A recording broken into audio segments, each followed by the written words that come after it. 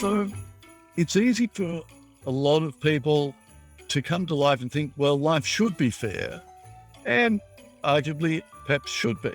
But the reality is life is not fair. Injustice occurs.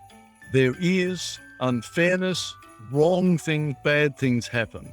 They happen to us and they happen to other people. So the question then is, how do I respond to that unfairness? Now, some people will say, well, to the unfairness that happens to you, just suck it up.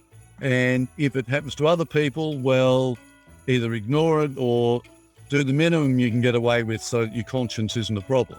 And that's really very much the modern approach. They won't say ignore it because that doesn't sound nice, but you do the minimum that your conscience can get away with.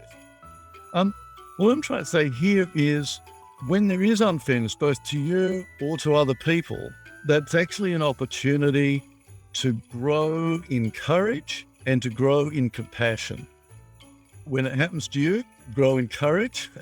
And when unfairness and bad things happen to other people, grow in compassion. Don't do the minimum. The important thing is to remain vulnerable.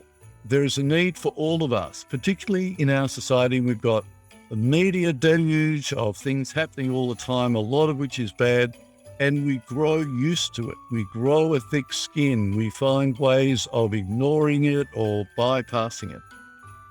We have to remain vulnerable to remain human. And it's really, really important that we do that. We remain human. And that was important for me. And that's the way you get motivation to actually do something about it. Real compassion isn't shedding a tear. Real compassion is actually, what can I do to help that bad situation? What can I do to help that person in that terrible circumstance? And, the media is so often poisonous and they're so often hypocritical. They'll point to everybody else doing wrong stuff. They never ever point to their own dishonesty. They never ever point to their own wrong stuff. And they often make these situations far worse.